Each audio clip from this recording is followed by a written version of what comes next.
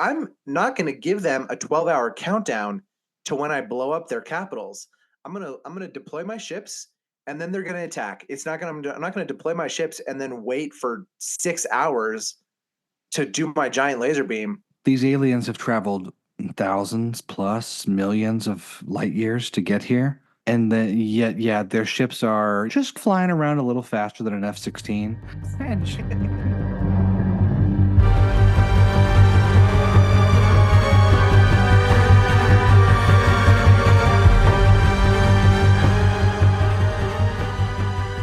Have you been working on your UFO sounds, Madison? Oh, I don't know. I'm trying to think of what UFO sounds are other than like weird clicks that they pick up in the atmosphere. Yeah, I haven't heard many myself. It's just what we've been trained to think of. I think that's the joke with some of these is that there are no sounds, right? There's no sound in space. We shouldn't have a good sound for a UFO because it's just the wind. Yeah. But they're always loud when they get here, which is the theme of our alien movies today, when aliens invade. So we've got Independence Day, we've got Signs, we got Cloverfield. Let's start with 1996 Independence Day in honor of this coming out on Independence Day. God bless America. God bless America. The world. I mean America. Same thing. Yeah. What a fun movie. Like I feel like I remember watching this growing up. I don't think I saw it in theaters, but I remember watching this. I feel like every 4th of July this is on TV. And so I remember watching this on the 4th of July while my dad's out grilling and we're waiting for fireworks and stuff, and like this movie is so like ingrained in my head as just a great summertime movie. And rewatching it, it had been I don't know. I can't remember the last time that I watched this thing all the way through, except for before this watching. Yeah. So many great lines are said, and like Will Smith gets 2 of them in a row. Yeah. He crash lands out of the Grand Canyon with this alien. He opens the cockpit up. He punches the alien in the face. Then he says, "Welcome to Earth." That's great line number 1. And then not even 10 seconds later, he lights a cigar up and he says, "Now that's what I call a close encounter." Just fantastic. I was like, wow, dude, this like 2 amazing lines just delivered in sequence, and they both belong there. Like there was no like, oh, that was a little hammy. There was like it was perfect. Yeah, Will Smith was perfectly cast for this one, which is why it's funny he wasn't originally cast for this one. It was He wasn't? supposed to be Ethan Hawke. Talk What? about a different movie. Ethan Wow. Hawke was going to play Stephen Hiller. He was going to play Will Smith's role. He gets ousted, or rather, he passed on it, and then Will Smith gets it, and it just is the most Will Smith of Will Smith movies. He gets this, and then the next year does Men in Black, and it's the same character, right? It is the same character, yeah. It's just a tad less swag at the beginning of Men in Black. He's unsure about these aliens. It's the same character, but it's just so good. Yes. I mean, this was, yeah, like you said, always on TV every year. So I think I watched it in parts over the first 10, 12 years after it came out because it was just always on. But it's a good one. It's not incredibly scary. It's a little scary. It's just as Roland Emmerich doing what he does. Just massive amounts of people dying on screen. He's like, hey, but guess what? We saved the dog. All right. We got the dog. That is really true. Yeah, I was looking through this guy's filmography, and it's just nothing but disaster film after one after another. And we're just like, oh, this guy likes breaking things. He likes to watch the world burn. Yeah. And he loves big explosions, and he also loves models. I mean, some of the models of the cities and things were fun. Yes. Now it's like a little kitschy. But even like the spaceships and the way they were rolling through like fire, I was like, well, this kind of feels scriptural. This is a fun way to do it. He could have just had them appear in that big fire cloud. I didn't realize that we don't see much of Will Smith until almost an hour in. I know. I was watching this and I was just like, wow, what an ensemble cast. And then in the exposition of a movie, they're just like, here's all of your main POV characters. And then I was like, wait, isn't Will Smith supposed to be in this? And then like we don't even get him until like the alien crafts are hovering over the cities. Although his introduction to the movie, just like walking out, getting the paper and eyeing his neighbors and being like, what is going on, until he sees it, like iconic. Iconic. Will Smith just did like he chewed it up. He ate with that. He's just, yeah. Honestly, this is probably what solidified him in my mind as just being the guy of the 90s and 2000s. So much swag, so good. They get to Roswell. He's like, Mr. President, I can pilot that craft. What? their big spindly fingers. And he's like, nah, I got this. Oh, I've seen how they can maneuver. I'm like, bitch, no. How can you possibly do that? You were in one firefight with them. But he's got the swagger and the confidence, and you know what? That's 90% of everything.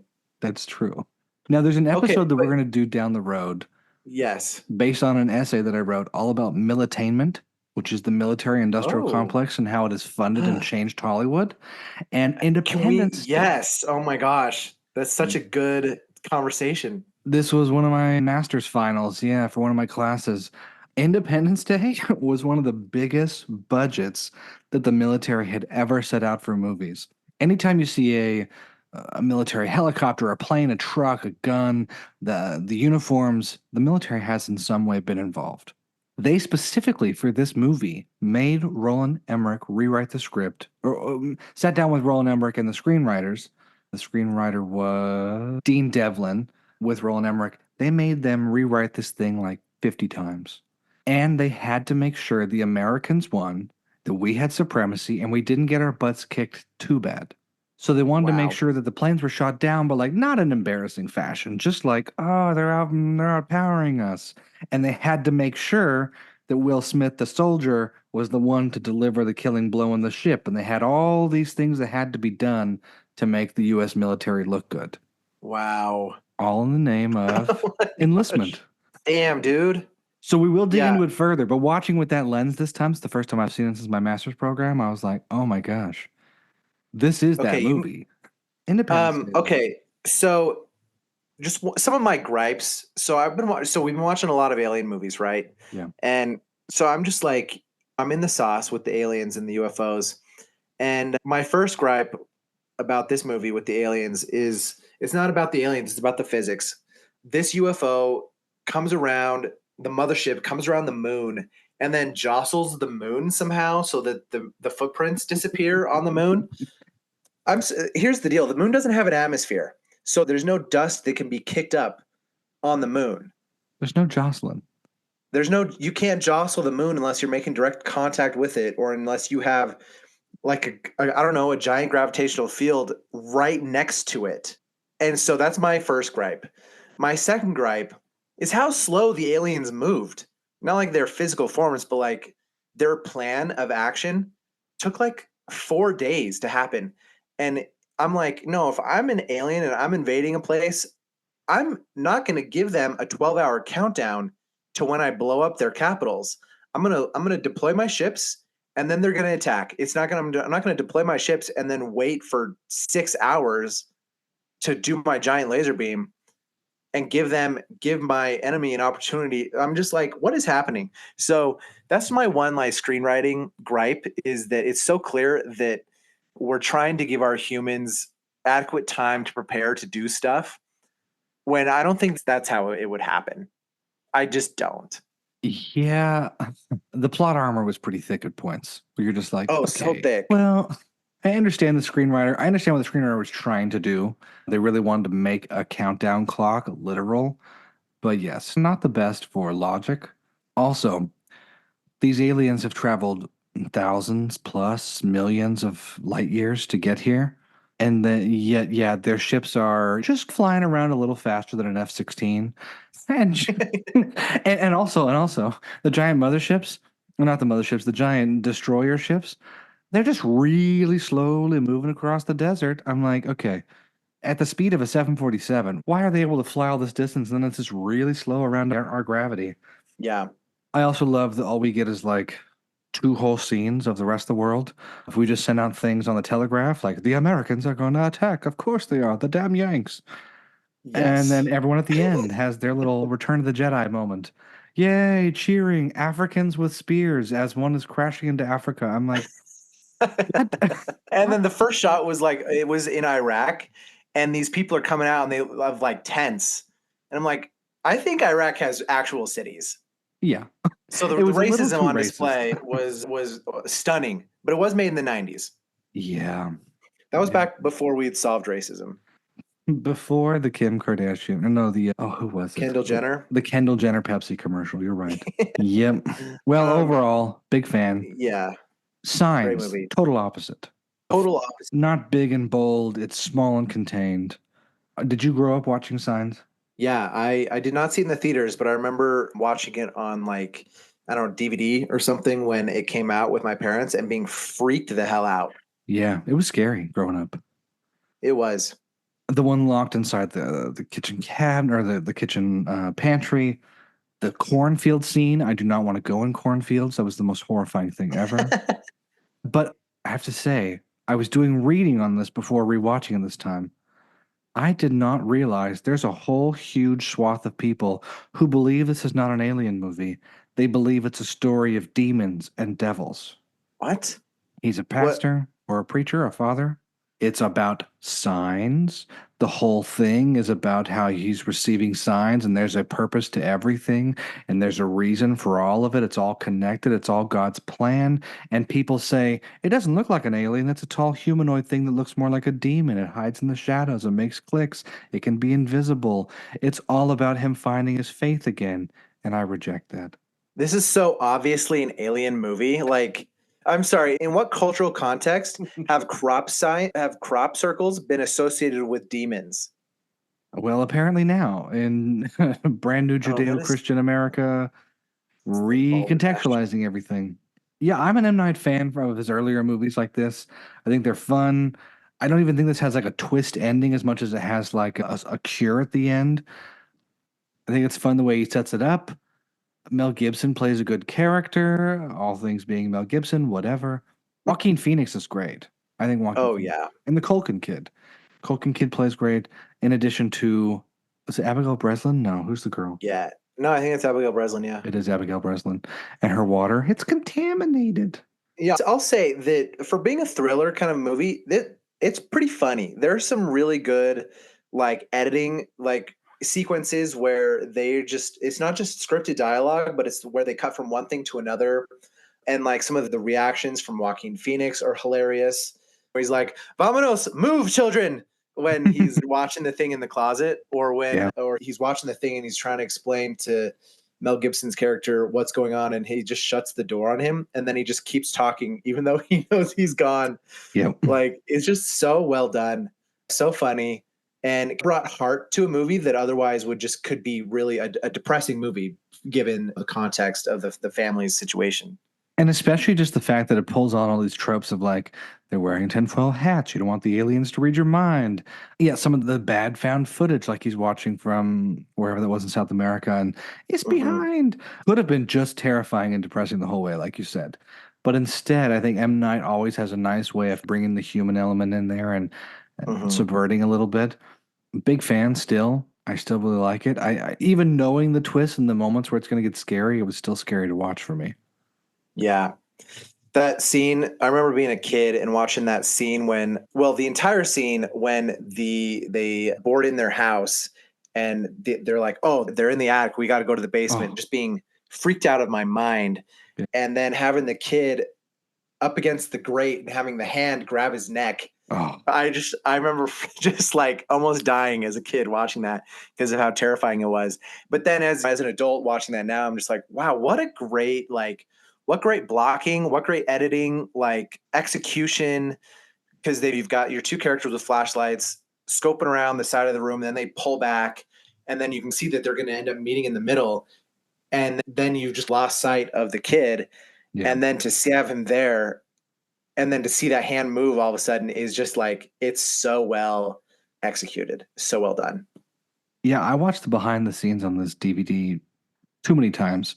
And just to know that all they had to build physically was one hand and arm, one leg. There was like very little that you actually see of it until the final CGI full mocap suit. But fun to see them, yeah, in the crop circles or in the cornfield with just one leg that had to turn and go disappear and one arm coming out. So that's a Yeah, fun one. yeah. Although I do have gripes again. The gripes are if an alien species, an advanced alien species, is weak to water, what the hell are they doing coming to Earth? They can tell from they could tell from light years away that we are almost entirely water here on Earth. That it would be a suicide run to come to Earth, where it literally like you could be in the aliens could they were in South America. It's humid in Brazil. Yeah. Ouch! Just walking Yeah. around. and it rains from the sky. Like it's a death sentence to come to this planet. They would have not. I'm just like, okay, the movie is so fun, but it's so full of fridge logic that it is almost frustrating. I love the whole having the glasses and the water contaminated. Like it's so cute. It's It's such a cute. great. Yeah. It's a cute little thing. Come on. And then secondly, that alien in the house at the end where Meryl is taking the bat and swinging at it. It's not doing anything but standing there and letting this guy beat it to shit with a bat. Yep. And I'm like, what the hell? Like even like a child would run away. Is it like what's going on with this thing? Why is it just letting itself get beat to shit with a bat? Sometimes I think those things are just final hurdles. The screenwriting, you're shooting, you've changed things on set, and they're just like, how do we wrap this up? It's just mystified. Buy a baseball bat. It's just going to get the hell beat out of it. And especially like you're saying with the water part, I do understand and agree. In a movie we're not going to watch this time, we'll watch a little later. War of the Worlds comes out 2005. They have the same exact silver bullet. How are these alien species not getting the water part?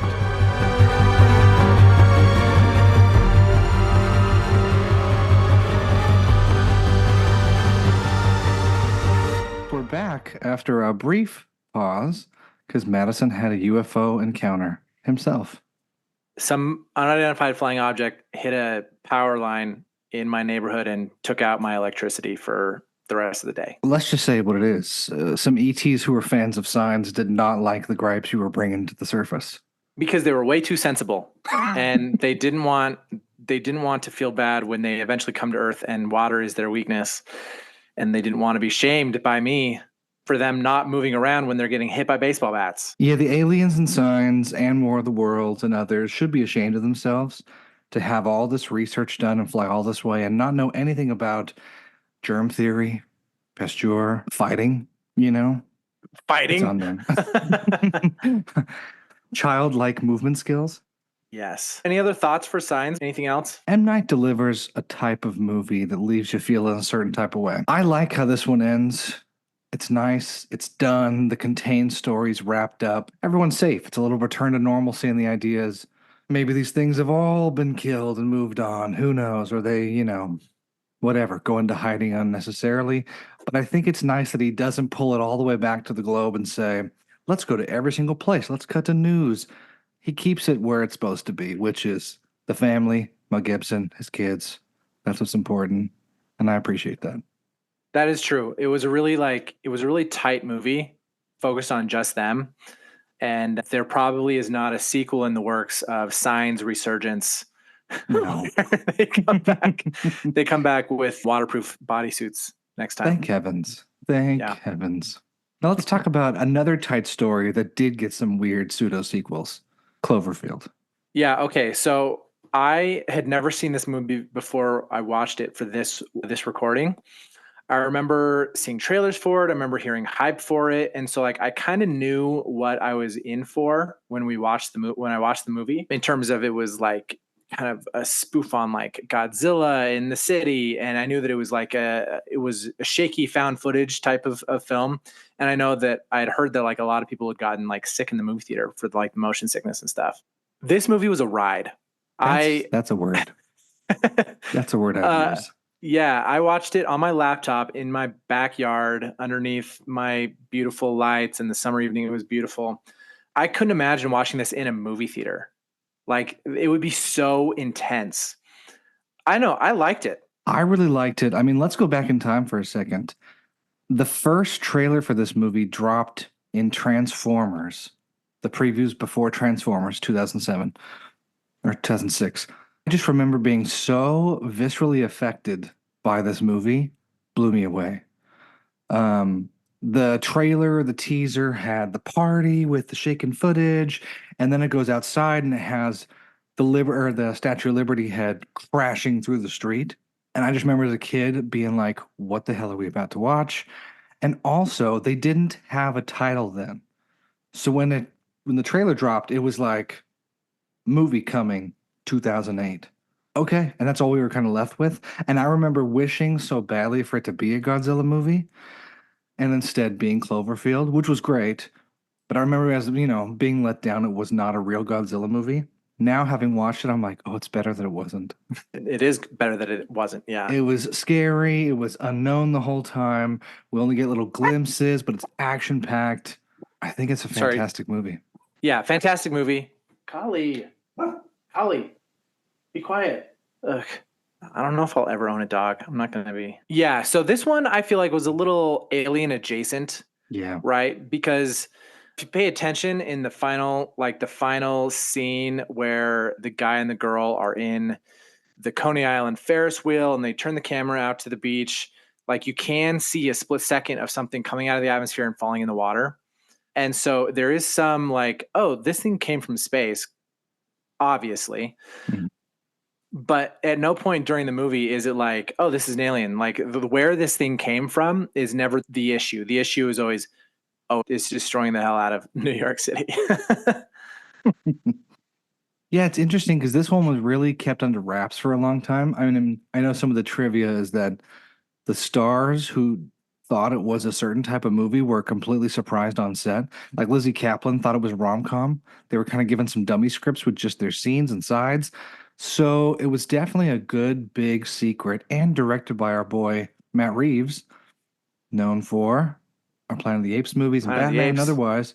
I think the movie just does a really good job of keeping it alien-esque while it being a monster movie and keeping you on your toes.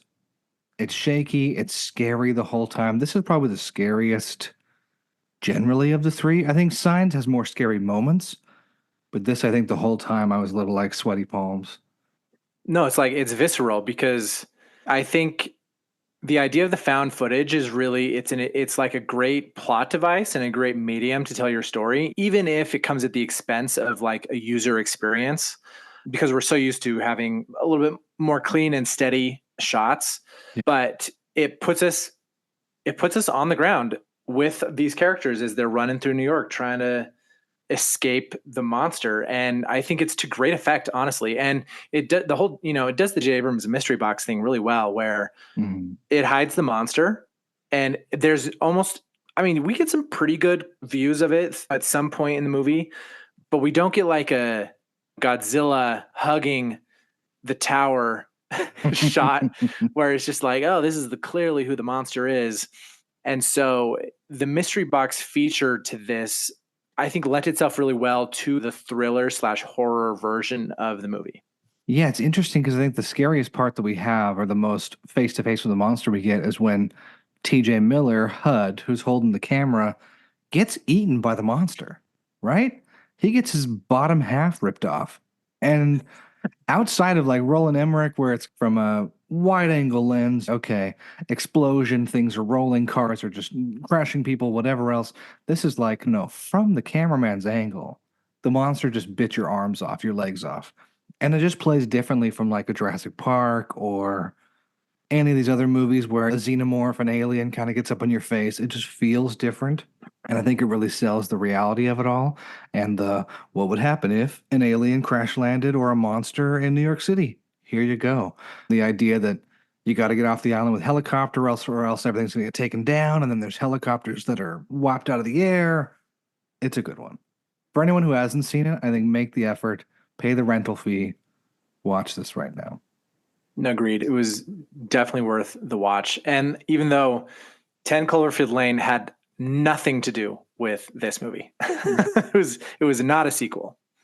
And Cloverfield Paradox, there might be some little strings people try to connect, but again, I think it's quite separate, right? Yeah, no, they're different. I think one fun thing I really did love is it's a quick movie. It's 80 minutes minus credits, which for all the techie folks out there is the exact length of recording time on a mini DV tape using the camcorders. So it feels real the whole time. No one switching out tape. Kind of fun.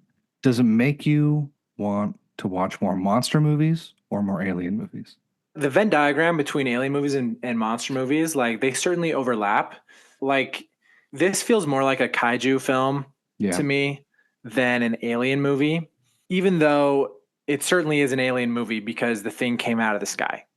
But it certainly plays more like a kaiju film. And so it makes me want to watch Pacific Rim again. It makes me want to watch all the Godzilla movies and the Godzilla versus Kong and all those movies, just because kaiju films are great. Yeah, they are. Just having a monster running amok, and it's not necessarily evil. It just is like doing its thing. Like, I know the movie makers were trying to be like, this thing is just like a little baby lost in a city and it's scared because it doesn't know where it is. And we tried to humanize it by giving it white irises or white stuff around its eyes. I was like, no, I could kind of see that, I guess. Yeah, I can kind of see that.